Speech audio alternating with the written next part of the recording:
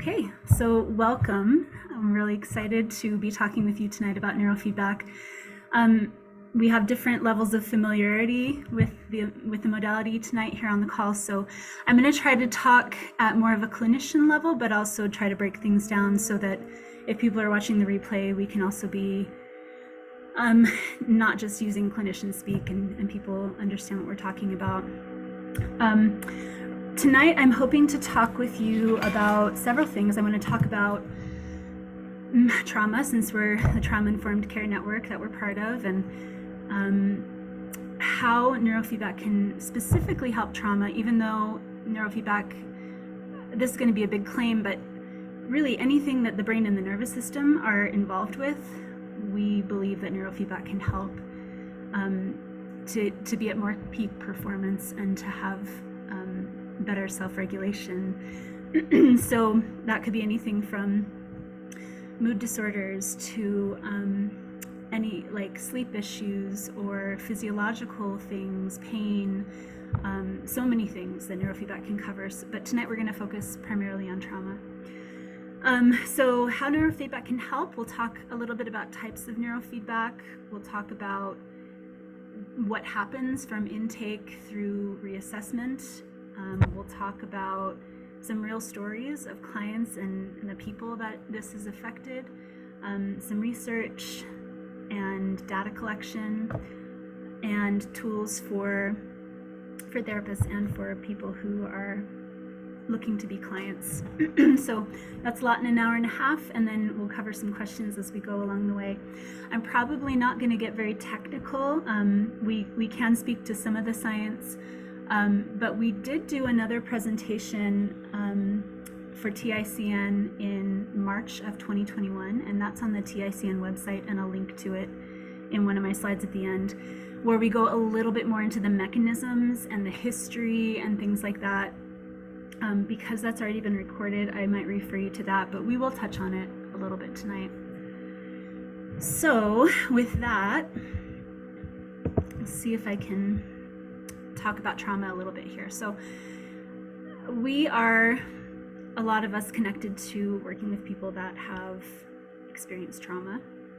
And I don't know about you guys, but I have seen an uptick, especially since the pandemic, in people that are coming in with more and more traumatic experiences.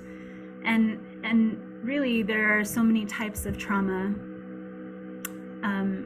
We can have trauma even as little babies in utero. We know that the amygdala develops fully at about 8 months, if I'm remembering correctly. It develops in utero. And so even little babies in utero can experience great states of fear and panic and big emotions. They can experience in utero trauma, and then things that happen to little children is unconscious, and so sometimes that's hard for us to treat as clinicians.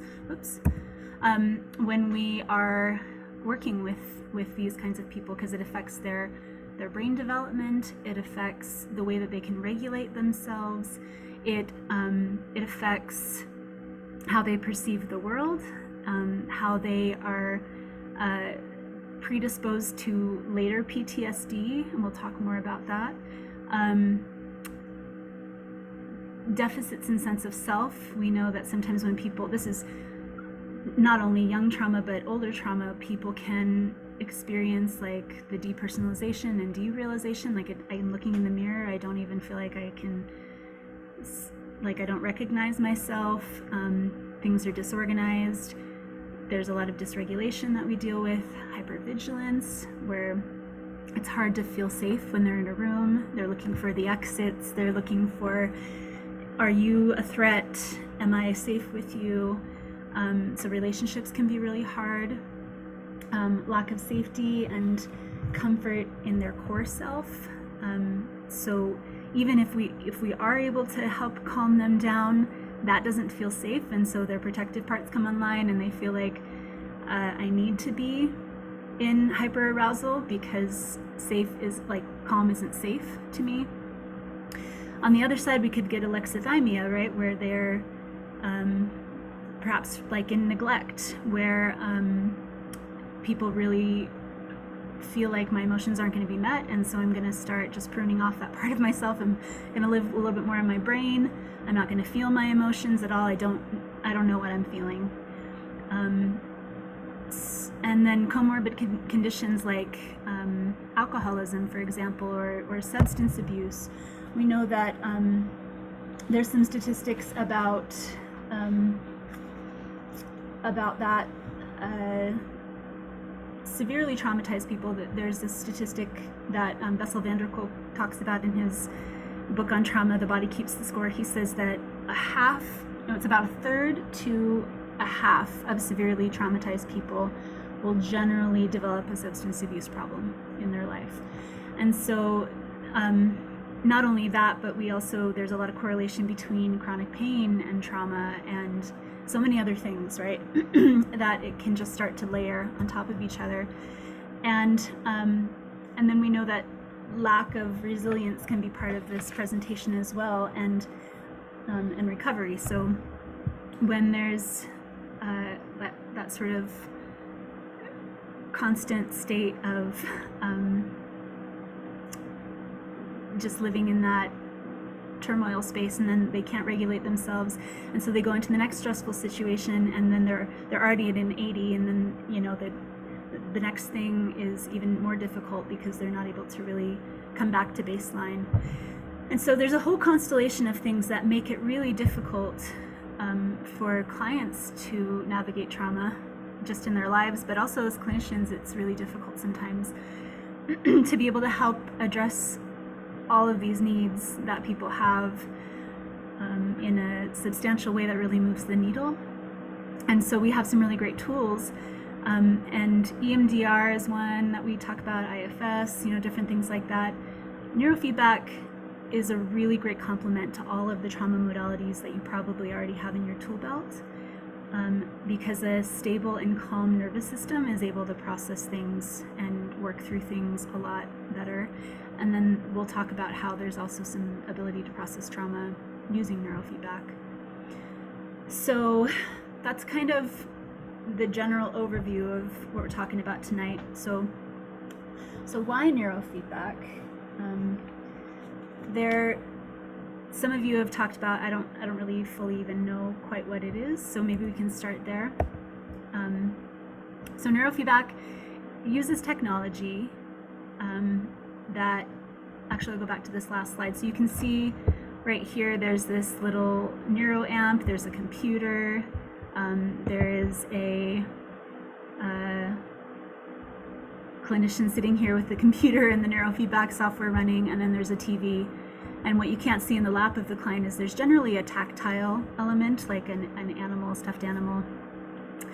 And so what happens in a neurofeedback session is that we have some sensors that we connect through some paste to the scalp, and it just listens in to the brainwave activity. So there's some, when neurons are firing in a manner that there's cortical activity happening at the same time, it gets up to the cortical level, and the sensors can pick up the sensors can pick up through the EEG what's happening in the brain, and then it'll send it back to this neuroamp through the EEG, which then sends it into the computer.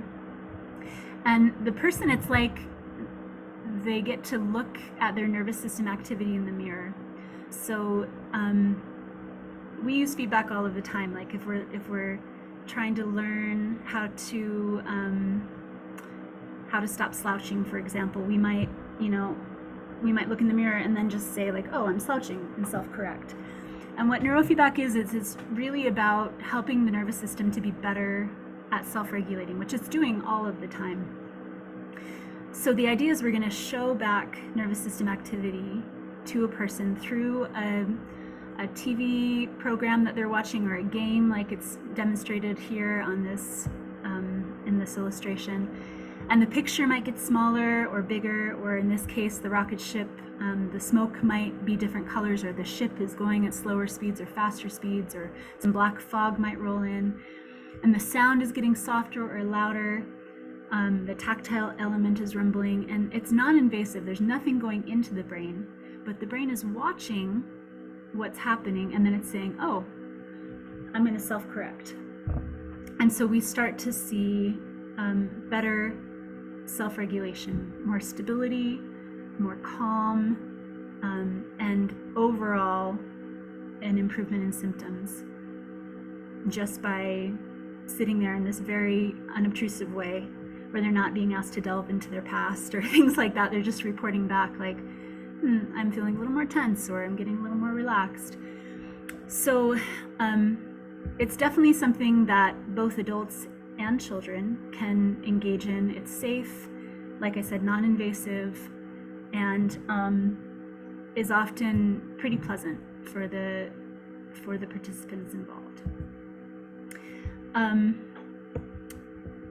So we're going to talk a little bit about The Body Keeps the Score. I broke out my old, I can't believe it's about 10 years old now. I didn't realize that, but so I broke out my copy and I was looking through, and there's a whole chapter on neurofeedback in Bessel van der Kolk's book that probably those of you on this call are familiar with.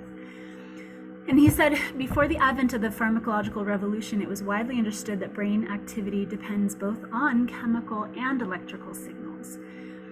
And so we can address things neurochemically through medication, but we can also address things neuroelectrically through the neurofeedback. And he said, when this came about, this pharmacological revolution, the subsequent dominance of pharmacology almost obliterated interest in the electrophysiology of the brain for several decades. So this is not really new technology. This is stuff that we've had. Some of the earliest brainwave electrical activity was recorded in 1924 by a German psychiatrist named Hans Berger. And there's been research and development and a lot of advancements over the years, particularly in the past 20 years. We'll talk more about that. But it's a very old idea, and it's been continually honed. But I believe very much that there is a place for medication. There's also a place for addressing things in ways that don't involve medication. So we talked a little bit about this. This is a picture of a neurofeedback session. This is what it looks like. The client's just kind of chilling here in the chair. The TV's going. There's the clinician down here. There's the neuroamp, and you can see the EEG. This one doesn't have a little tactile animal, but that is also a part of it. So nothing is going into the brain. The software is analyzing the brainwave activity and then sending it back so the brain can observe itself in action. And then it says here that just like a musician who's learning how to play a song or sing a song, like I was a vocal major in my undergraduate degree, and we would record ourselves, and then we'd watch the video and be able to say, oh, I was doing that, next time I'm going to do this. Or even just learning how to speak when you are learning as a child. It's the same kind of mechanism. Patterns of dysregulation. When people have experienced trauma, they might have physiological arousal. So that sort of fight or flight, the vagal tone where they're mostly in dorsal vagal for the therapists on the call, where they're in that space of threat, or anxiety, hypo or hyper arousal. We could be too high, we could also be too low, right? Which is like the alexithymia or the checked out, zoned out. So we want to be in sort of that window of tolerance and be able to help people widen that window of tolerance so that they're not too aroused, but they're also not too sedated. So like if I'm trying to get up and do a presentation tonight, for example, I can be in that level that I need to be, versus like when I'm going to sleep tonight, I'm not still in this sort of like hyped up space. So we have some flexibility in levels of arousal when we are more regulated, but when we're not, as in the case of trauma, we're kind of stuck on one or the other. Instabilities, so things like panic attacks, migraines, seizures, flashbacks for trauma, that kind of thing. It's as if your brain is a symphony and it's playing along very, very nicely, and then all of a sudden it's like big drum solo and like people start playing whatever they want. There's just a loss of stability in the nervous system, and so we start to see some of these paroxysmal symptoms in trauma. Disinhibition, the ability for the brain to put on the brakes, sometimes is inhibited with dysregulation. People will get very angry without being able to like slow their responses down. Localized dysfunctions talks about different parts of the brain that are affected when there's been trauma.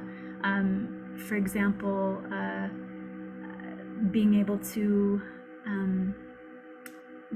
so that amygdala being, in a heightened response, or being more forgetful, the hippocampus, right? Like different parts of the brain that might be impacted by the trauma. The right side of the brain, as you're growing up and developing, if you've experienced trauma, there's going to be some differences in the way that brain has developed than someone who hasn't experienced trauma. And then learned fears and habits. So the goals of neurofeedback are to help get you to that place where you can have that physiological self-regulation. You can be relaxed when you need to be relaxed. You can be animated and alert. You can respond to things in an emergency if you need to be more like more in that higher arousal level. But you're not stuck, and you can go from one to the other through that spectrum. Physiological resolution, with just physical things that can happen with trauma. Reduced symptoms, improved function, increased well-being and quality of life. Those are our goals when we're doing neurofeedback. So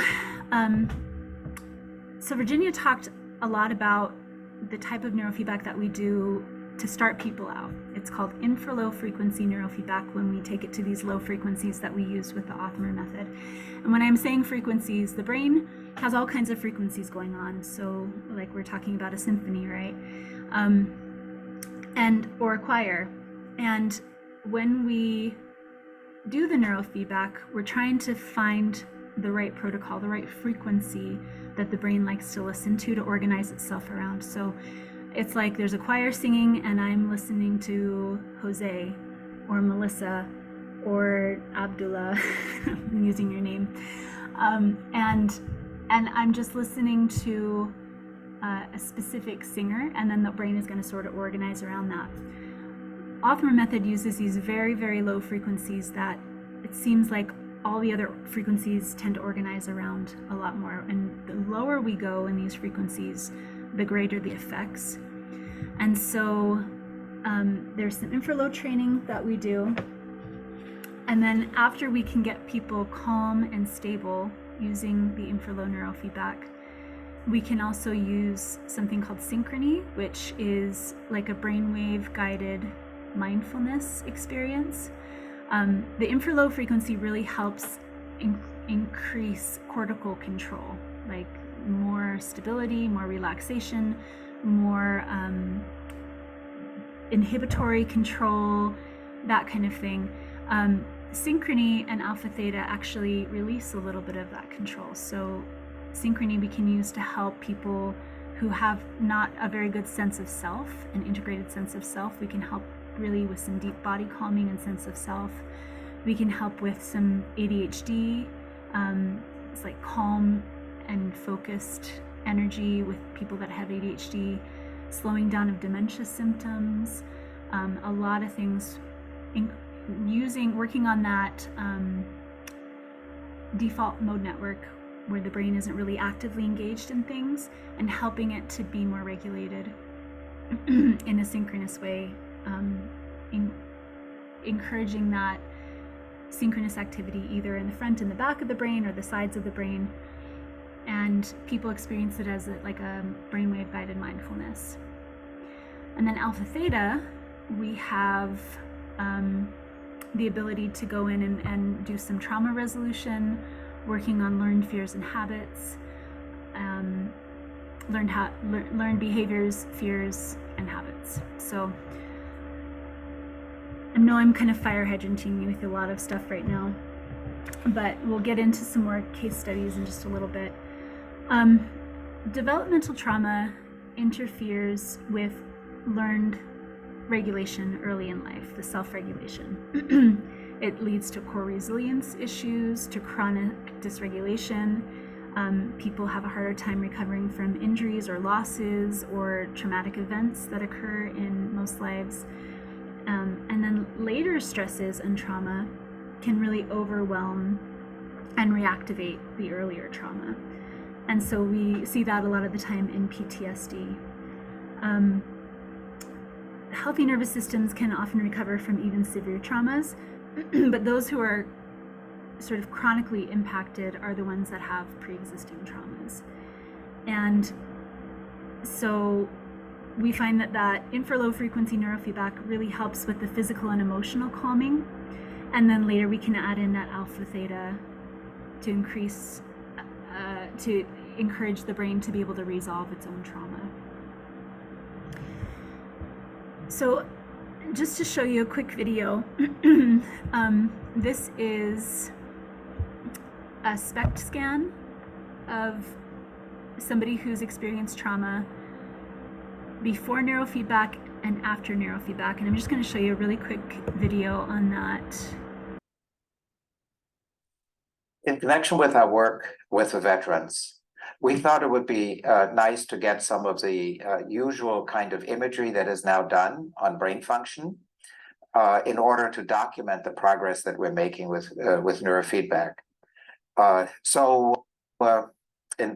In this connection, we're working with Dr. Daniel Amen, who is known around the world for this kind of work. He's looked at SPECT scans for a variety of clinical conditions, including for PTSD. And so when one of our veterans was willing to do that, we sent him down there for some SPECT imagery down to Newport Beach. And after the neurofeedback, another set. And we were just really struck by the difference that we could see in the data. Now, we were already excited about the progress that he had been making in the neurofeedback, but it's ever so much better to see it in real color, in living color. And this shows the SPECT imagery. SPECT stands for single photon emission computerized tomography, and it shows us elevations in activity level up here at the anterior cingulate cortex, at the basal ganglia, and at the thalamus, and a whole lot of activity back here at the cerebellum. And this pattern, this diamond pattern, is the characteristic pattern that we, or Dr. Amen, expects to see typically in the case of post-traumatic stress disorder. And this was before the neurofeedback. And here we're seeing the same brain after a number of neurofeedback sessions. So in particular, the anterior cingulate cortex has calmed down significantly. The basal ganglia have calmed down. The thalamus is still lively, but look at the cerebellum. It is just majorly decreased in activity level. And we read that as being all to the good. This is a calmer brain that is more able to control and regulate its own activity.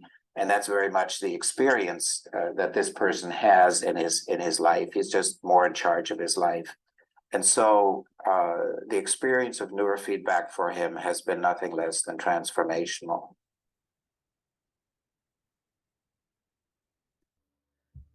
So there's some real changes that can happen with neuroplasticity and the way that the nervous system and the brain respond to this training, which is really exciting. And I think every clinician here at Healing Pathways has some pretty remarkable stories about clients that we could probably all share.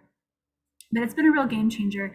As I mentioned, there's been a lot of studies on neurofeedback. Right now, this data comes from Matt Fleischman, who's part of this thing called the Neurofeedback Advocacy Project. He runs the Neurofeedback Advocacy Project, which is all about tracking data and helping get neurofeedback into the hands of populations that aren't really able to access it.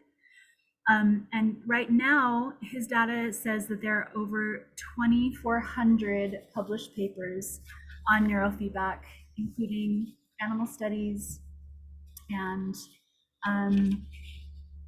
the reversal designs and random assignment treatment.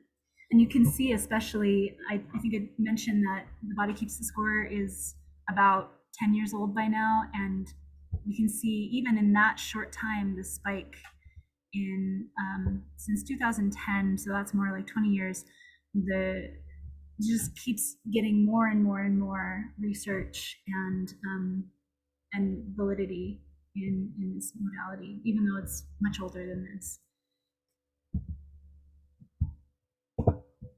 So this is one of my clients that I worked with, and just to show some data around this person's experience. When they came to me, I'll use a gender, even though I don't think that there's anything else identifying in this. She was having a lot of frequent panic attacks. She was having social anxiety, depression, derealization and depersonalization.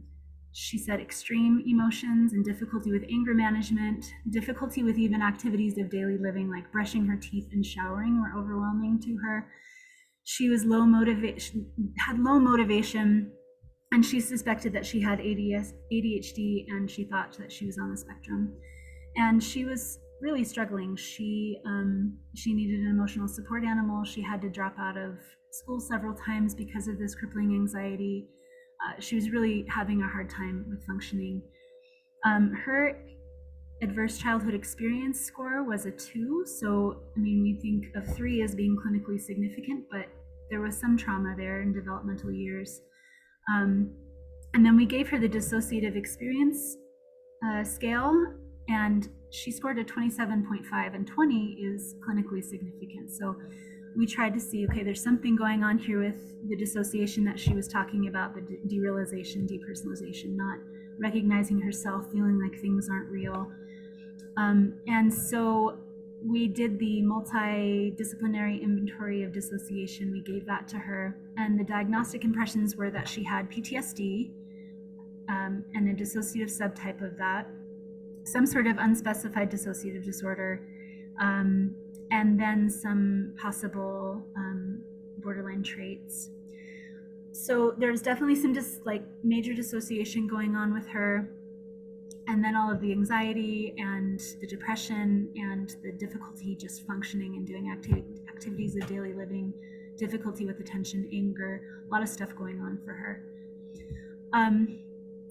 As part of the data that we do, we have clients come in and we do a pre-evaluation with something called a continuous performance test. And we call it the world's worst video game. It's 20 minutes of just pushing a button when you see a target and not pushing it when you see something that looks like a brick wall. And so we can tell, how do you do at baseline, kind of very objectively, with attention and consistency and speed of your response and your impulse control, and how do you do when you're bored, how do you do when you're under pressure. This particular client, we started with that test, and then after 20 sessions of neurofeedback, we took that test again. And I just want to show you the rear is the most current. So the first row is the pre-test, and then after 20 sessions, you can see after, her sustained attention went up by almost a standard deviation and a half. The mean, this is, it's based on age and gender, so it's kind of normed with the cohort. And this client, so 100 is the mean, and this client was performing above average on her speed of her responses and her consistency of her responses, but even improved about a standard deviation, a half a standard deviation maybe, with the speed of her response, and then the consistency of her response was about a standard deviation, maybe a little bit more. And then her accuracy index is made up of her sustained attention and impulse control. And you remember we talked about her having suspicions that she had ADHD. She was below the mean when we started, and she was above the mean by about a standard deviation and a half after 20 sessions of neurofeedback.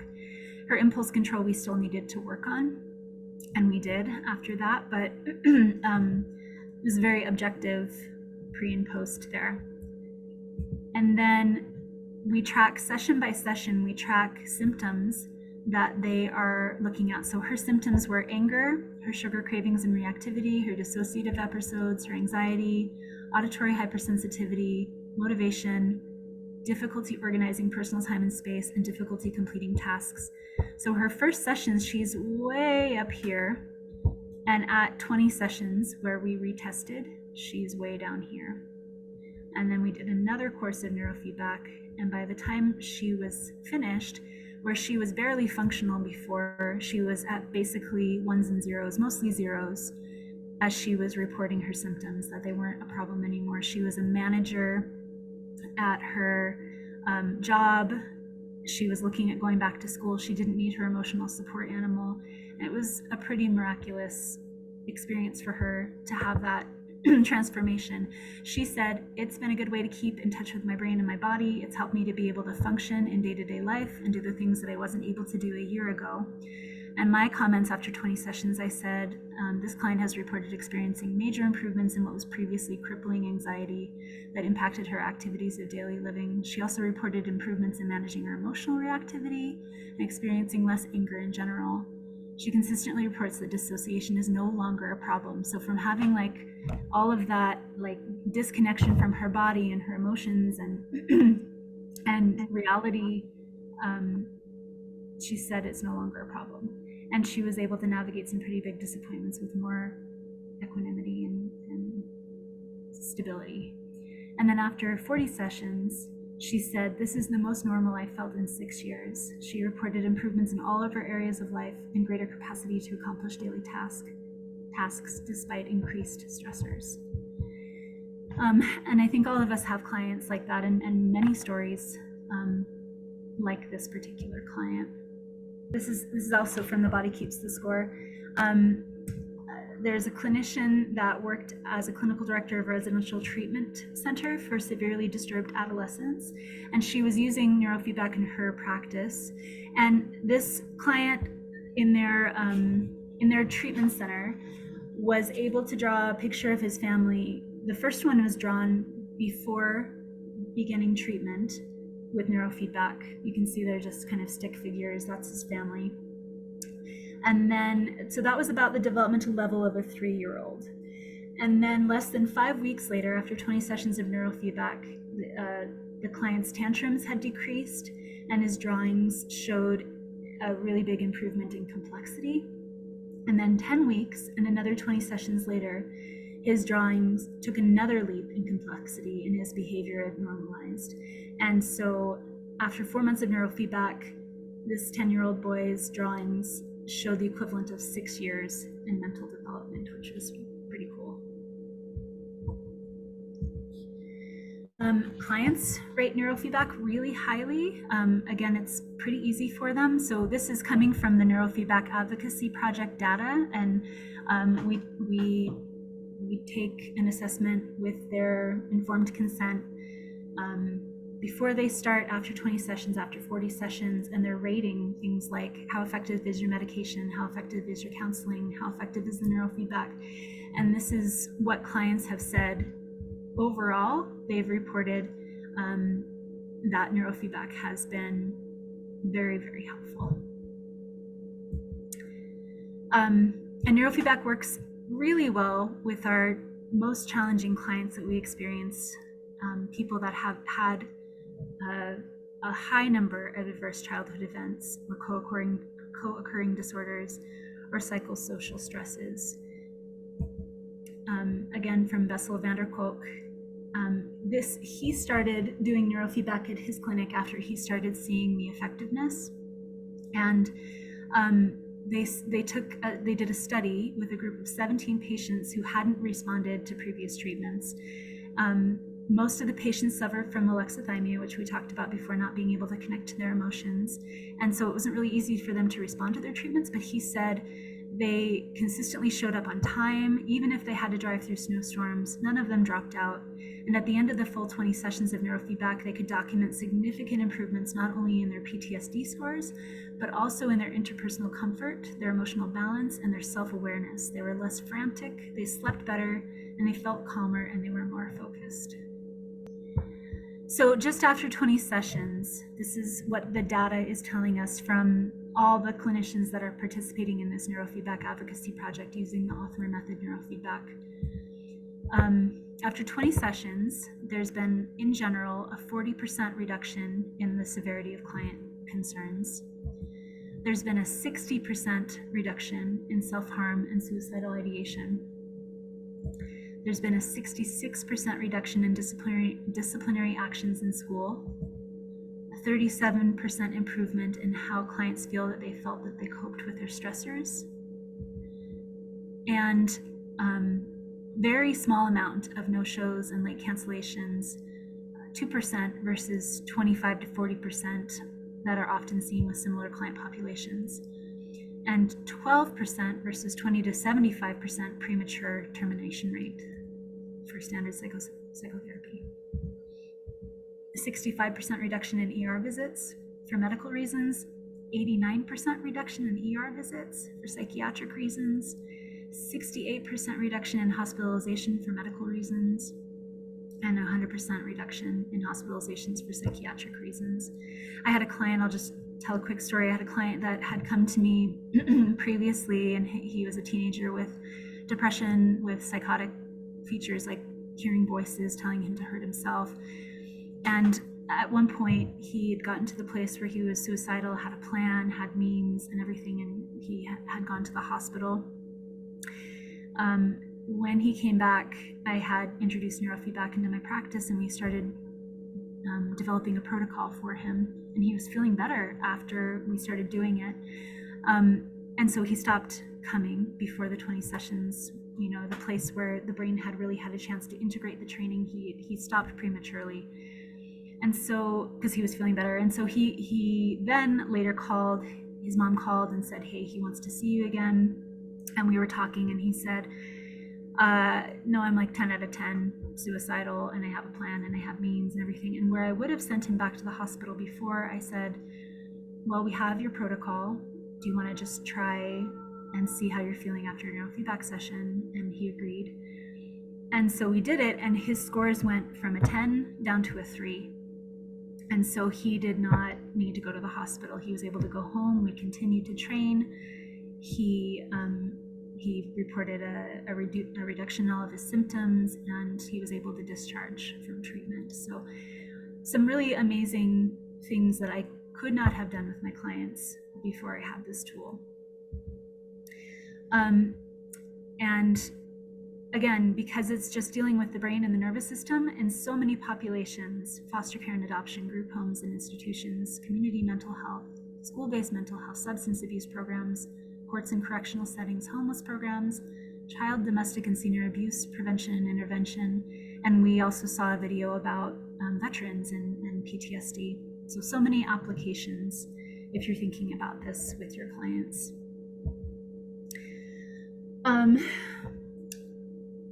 So again, Bessel van der Kolk again, he said, during the past few years, my lab has studied the effects of neurofeedback in traumatized children and adults.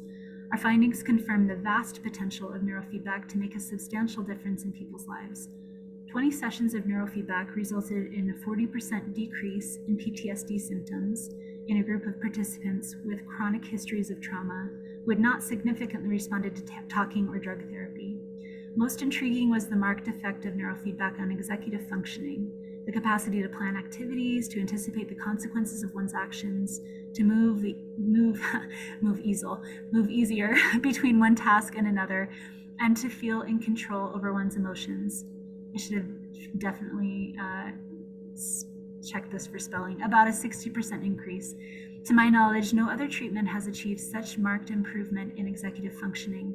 which predicts how well a person will function in relationships, in school performance, and at work. So if you would like to supplement the treatment that you're doing with your clients, then you can get more information at healingpathwaystherapy.com. There's some resources you can share with your clients there. You can email info@pathwaysutah.com. You can also call 435-248-2089. That's Healing Pathways main reception number. And any of those, you can reach out and get connected to a clinician that you can work with, and or your clients can work with. And then if you are interested in being trained, these there's a typo on this one, NEURO, neurofeedback advocacy project.com or eeginfo.com are places you can check out. A Symphony in the Brain by Jim Robbins is a really great read. It's really digestible. It's a book written by a journalist, and so it's not very like textbooky or sciencey, but it really breaks down a good history of neurofeedback, a really great explanation of the different types of neurofeedback that are out there, and gets to about 20 years ago, and then it stops. So in this book, it's saying there's not a lot of research, but you can see from the slide that I showed you earlier, that research has exploded since that time. And then The Body Keeps the Score that we've quoted from quite a bit. There's a whole chapter 19 on neurofeedback. And then you can go to the TICN website and get more information from our other neurofeedback presentation in March 2021. One of our clinicians brought in a client who had some amazing results from neurofeedback in dealing with addiction. And so he came personally and spoke about his experience and his journey. We talk more about the neuroscience in that, and there's just even more for you to check out if you'd like to supplement, if you're still curious after tonight and I didn't fire hydrant you too much. There's a lot that you can explore in terms of resources. I think that probably covers it. And again, if you are in Utah and you do have clients that you think could benefit, we would love to help you with that here at Healing Pathways. So please keep us in mind. All right, thank you all so much for coming. It was great to spend time with you tonight, and thank you for all the work that you do with your clients.